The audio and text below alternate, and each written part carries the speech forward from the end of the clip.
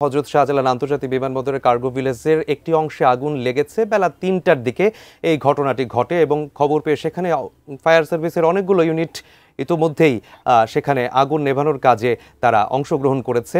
এ বিষয়ে বিস্তারিত জানতে আমরা সরাসরি যুক্ত হব সহকর্মী সোহাগ বিশ্বাসের সঙ্গে। তিনি এই মুহূর্তে রয়েছেন ঘটনাস্থলে। সোহাগ বিশ্বাস, কি অবস্থা দেখছেন আপনি আমাদেরকে জানাবেন এবং আগুন নিয়ন্ত্রণে ফায়ার সার্ভিসের সর্বশেষ কতটি ইউনিট যোগ দিয়েছে এবং ক্ষয়ক্ষতির পরিমাণ আসলে এখন হয়তো জানা যাবে না, কিন্তু আগুন লাগার কোনো কারণ সম্পর্কে কোনো ধারণা পাওয়া গেছে কিনা?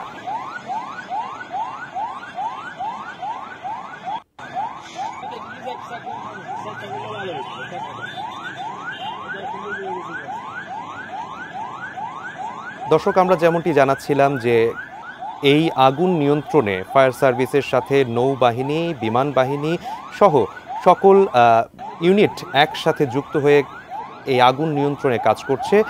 এখনকার সময়ে আসলে ফ্লাইট চলাচল কিছুক্ষণের জন্য বন্ধ রাখা হয়েছে। সোহাগ, নিশ্চয়ই শুনতে পাচ্ছেন। আপনার মাধ্যমে জানতে চাইব যে সেখানে আগুন নিয়ন্ত্রণে ঠিক কি অবস্থায় রয়েছে ফায়ার সার্ভিসের ইউনিটগুলো।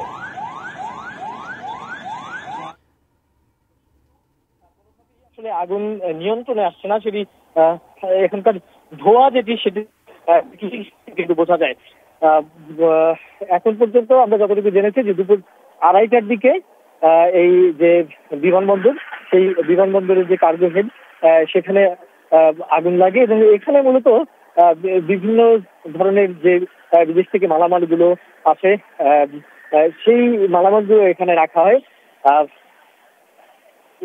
শুরুর দিকে আসলে 4টি ফায়ার সার্ভিসের ইউনিট কাজ শুরু করলেও এরপরে বিমান বাহিনীর যে ইউনিটগুলো রয়েছে সেগুলো যুক্ত হয় এবং এরপরে ফায়ার সার্ভিসের তথ্য যেটি বলছে লাস্ট যে 28টি ফায়ার সার্ভিসের ইউনিট এর মধ্যে পথে রয়েছে, কিন্তু এখন পর্যন্ত সবগুলো ইউনিট এসে পৌঁছায়নি।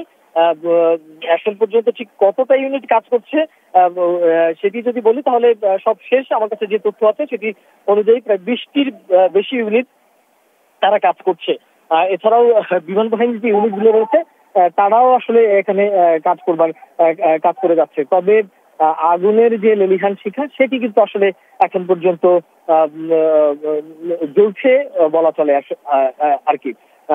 ধোয়ার কুণ্ডলী দেখেই বোঝা যায় যে এইখানকার যে আকাশ সেটি একদমই কালো মেঘের মতো ছেয়ে গেছে এই ধোঁয়ায়।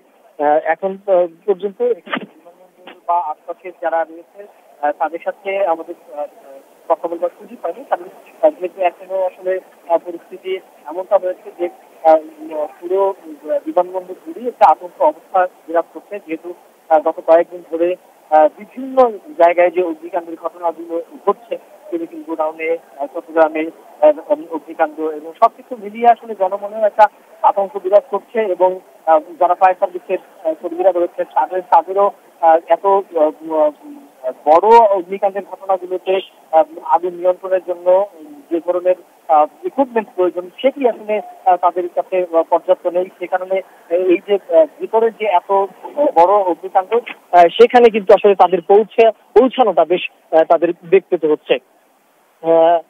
এই মুহূর্তে যদি আমি আপনাদেরকে দেখাবার চেষ্টা করি যে শুধু আগুনের ধোঁয়াটা উপর থেকে দেখা যায়, কিন্তু ভেতরে ধোঁয়ার কারণে যে আগুনের যে শিখা সেটিও কিন্তু আসলে দেখা যায় না এক প্রকার বলা চলে। তো এরই মধ্যে নানাভাবে বিমানবন্দরের যারা কর্মকর্তারা রয়েছেন তারা এখানে এসেছেন। বিভিন্ন স্বেচ্ছাসেবী সংগঠনগুলো তারা অগ্নি নির্বাপনের জন্য ফায়ার সার্ভিসের সাথে সহযোগিতা করবার চেষ্টা করছেন। তবে আগুনের মাত্রা ক্রমশই বৃদ্ধি পাচ্ছে। আমরা যখন শুরুতে এখানে এসেছিলাম তখন দেখছিলাম যে ধোঁয়া, শুধুমাত্র ধোঁয়া দেখা যাচ্ছিল, কিন্তু আস্তে আস্তে কিন্তু আগুনের যে মাত্রা সেটি চারপাশেই ছড়িয়ে পড়ছে এবং আগুনের মাত্রা আরো বেড়ে যাচ্ছে।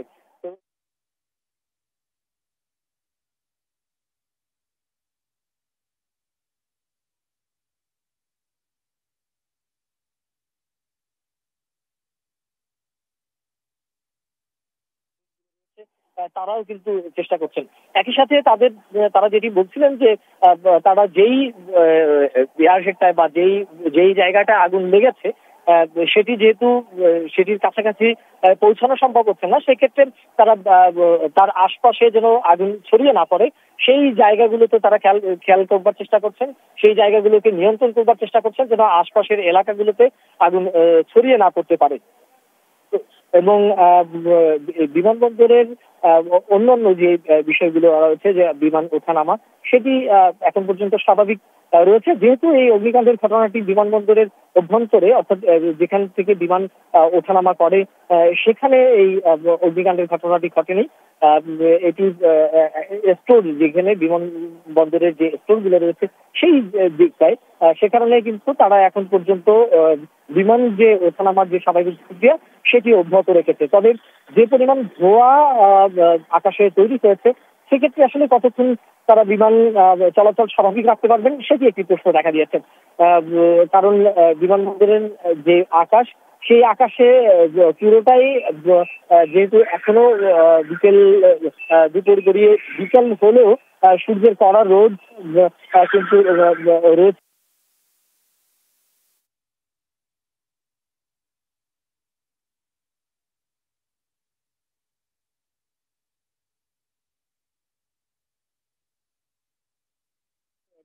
তৈরি হয়েছে। আহ, এখন পর্যন্ত আসলে আহ, আগুনের যে বিষয়টি সেটি যদি আমি আমাদের আহ, দর্শকদেরকে এটিএন নিউজের মাধ্যমে আমরা এখানকার যে ধোঁয়ার যে কুণ্ডলীগুলো উঠছে সেটি দেখাবার চেষ্টা করছি, যেহেতু আমরাও আসলে খুব কাছাকাছি পৌঁছানো বা কাছাকাছি যাওয়া সম্ভব হচ্ছে না। এখানে যেহেতু এটি বিমানবন্দর এরিয়া, এর আগে আমরা চেষ্টা করেছিলাম যে কোন একটা ভবন থেকে আপনাদেরকে এই আমাদের এটিএন নিউজের দর্শকদেরকে বিষয়গুলো দেখাবার জন্য, কিন্তু বেশিরভাগ ভবনেই আসলে প্রবেশাধিকারের ক্ষেত্রে বেশ বেগ পেতে হয়। তারা গণমাধ্যম কর্মীদেরকে সহযোগিতা তো করেনি না, বরঞ্চ তারা যত ধরনের অসহযোগিতা প্রয়োজন তেমনটাই আসলে করেন। তবুও আমরা এটিএন নিউজের দর্শকদেরকে আমাদের জায়গা থেকে সর্বোচ্চ ভাবে চেষ্টা করে যাচ্ছি যে তারা যেন এই অগ্নিকাণ্ডের যে পুরো ঘটনাটি সেটি প্রত্যক্ষ করতে পারে।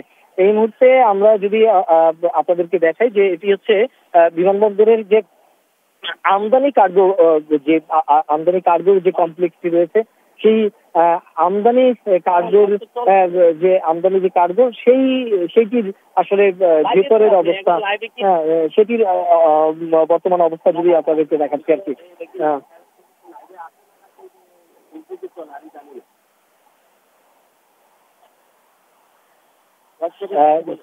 বিমানবন্দরের এই যে অবস্থা সেটি আসলে একটি ভয়াবহ অগ্নিকাণ্ড বলা চলে।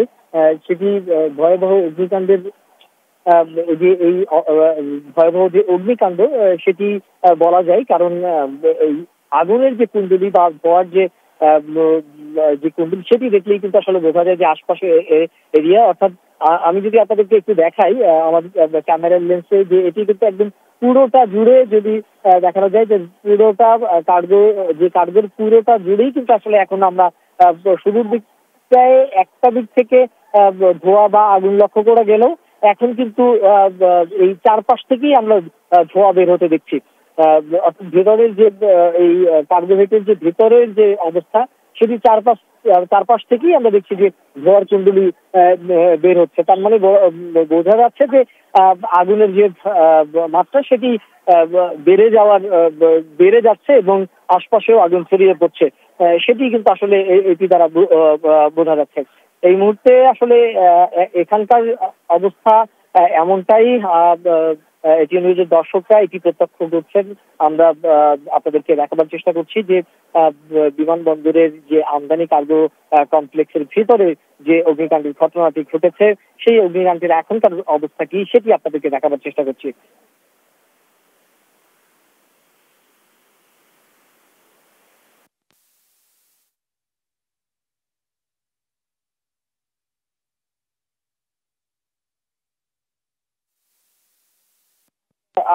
পরে অর্থাৎ 2:30টার দিকে এই অগ্নিকাণ্ডের ঘটনা ঘটেছে এমন তথ্য আসলে এমনটাই জানা গিয়েছে। তবে এরপরই ফায়ার সার্ভিসের বিভিন্ন ইউনিট তারা কাজ করে যাচ্ছে। প্রথম দিকে 4টি ইউনিট এখানে কাজ শুরু করলেও পর্যায়ক্রমে কিন্তু দেখা গেছে যে সেখানে যে ইউনিট সংখ্যা বাড়ানো হয়েছে, কারণ আগুনের যে লেলিহান শিখা সেটি আসলে বাড়তে থাকে। আগুনের মাত্রা বেড়ে যাওয়ার কারণে ইউনিটের সংখ্যাও বেড়ে যায় এবং ঢাকা শহরের যে আশপাশ থেকে ফায়ার সার্ভিসের ইউনিটগুলো আসতে যেহেতু একটু বেগ পেতে হয়, নানা কারণে রাস্তায় যানজটের পড়তে হয় এবং সেই সাথে বিমানবন্দরে প্রবেশের ক্ষেত্রে আগুনের খবর পেয়েই যে উৎসুক জনতারা ভিড় করে তাদেরকে ঠেলে ফায়ার সার্ভিসের ইউনিটগুলো ভিতরে প্রবেশ করতে বেশ বেগ পেতে হচ্ছে। আমরা একটা শব্দ শুনতে পেয়েছি একটু আগে, ভেতরে কোনো কিছু বিস্ফোরণ হয়েছে কিনা বা ভিতরে কোনো কিছু ফেটেছে কিনা সেটি আমরা নিশ্চিত নয়। তবে এই মুহূর্তে যেটি আমরা দেখেছি যে ভিতরে কোনো একটা শব্দ শোনা যাচ্ছিল আগুনের এই যে ভিতর সেখান থেকে, যেহেতু আমরা আগুনের যেই জায়গাটিতে অগ্নিকাণ্ডের ঘটনা ঘটছে সেই জায়গা থেকে একটু দূরে অবস্থান করছি, সে কারণে আমাদের কাছে আমরাও এই শব্দটি পেয়েছি এবং ফায়ার সার্ভিসের যে ইউনিট সেটি এক এক করে ইউনিট এখানে আসছেন। তবে এখন পর্যন্ত আসলে ঠিক কয়টি ইউনিট এই নির্বাপনের কাজে যুক্ত হয়েছে সেটি আসলে আমরা ঠিক বুঝতে পারছি না, কারণ